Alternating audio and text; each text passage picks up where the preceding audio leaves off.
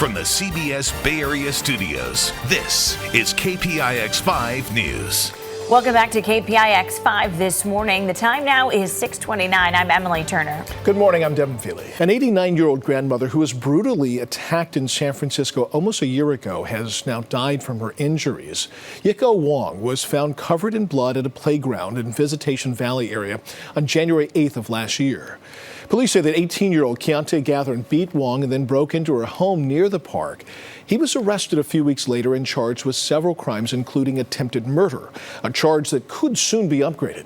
The victim's family planned to hold a vigil in her honor this Wednesday.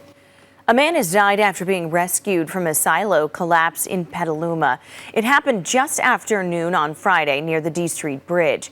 Bystanders said they saw a large metal tower collapse and then heard somebody screaming for help. Rescuers scrambled up a 35-foot ladder to find a 30-year-old man trapped under a large conveyor. They managed to lift it up and rush the man to the hospital, but he later died from his injuries. Petaluma police and Cal OSHA are now investigating that collapse. A violent confrontation at a gas station in San Jose. Two police officers shot and wounded a man they say tried to ignite a gas pump. It happened yesterday morning at an Arco gas station on Quimby Road near Eastridge Shopping Mall. Police say the suspect was holding a lighter in one hand and a gas pump in the other. An employee at the gas station was able to shut off the fuel valve, but then police say the suspect charged the officers with a metal pipe. And less than 15 seconds later, this frantic call came in. Shot fired! Shot fired! Unknown unit, shots fired. Shot fired. Suspect is down. We need all exits and all entrances blocked off on Quimby and Capitol Expressway. Police say they tried to use non-lethal force before shooting the suspect, who is hospitalized in stable condition. One of the two officers who opened fire was treated for minor injuries. Both are now on paid leave.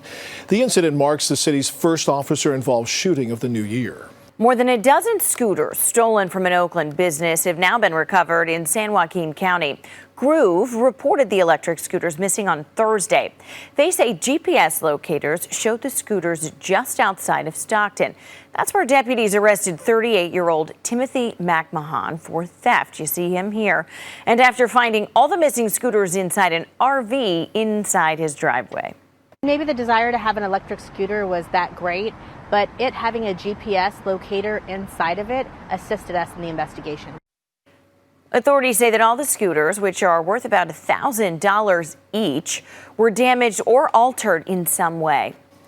Actress Loughlin is preparing for all possible outcomes in her trial in the college admissions scandal.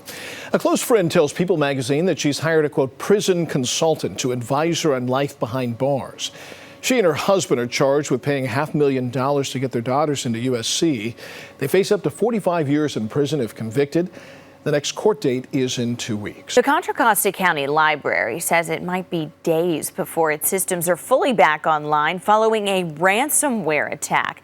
It shut down the whole entire online network, linking the library branches with each other and with the administrative offices in Martinez. Officials say patron records are stored on an unaffected server and likely weren't compromised. Library branches will be open, though, for their regular hours while the system recovers, but some services might not be available. Law enforcement, though, is now tracking or trying to track down the hacker. North Star Ski Resort in Lake Tahoe is facing a lawsuit now that it's charging people to park. Resort officials made the announcement back in October. Now, 2 season pass holders are suing. They say that they should be exempt from the parking fee because they bought their passes ahead of the policy change. Their position was that I had consented to whatever they wanted to do, and there would be no refunds when what that turned out to be was not what I had signed up for. The lesson learned, if there is one, is that people shouldn't be able to get away with such a thing. Now, so far, we have not received any comment from North Star. In parts of Florida, folks are dealing with the aftermath of severe storms that pelted the region yesterday. A lot of damage is in central Florida, where witnesses told the National Weather Service that they saw a tornado touchdown. Now, so far, that has not been officially confirmed. A Little League baseball field and water plant were damaged, and part of a roof of a VFW hall was ripped off. Funeral activities continue in Iran for General Qasem Soleimani, one of the country's top military officials who was killed in a U.S. airstrike in Iraq. Here's a look at a procession a short time ago. Iran's President Hassan Rouhani said yesterday that the U.S. committed a, quote, grave mistake in killing the general. President Trump responded on Twitter, writing that if Iran attacks American assets, the U.S. has a list of 52 targets in their country.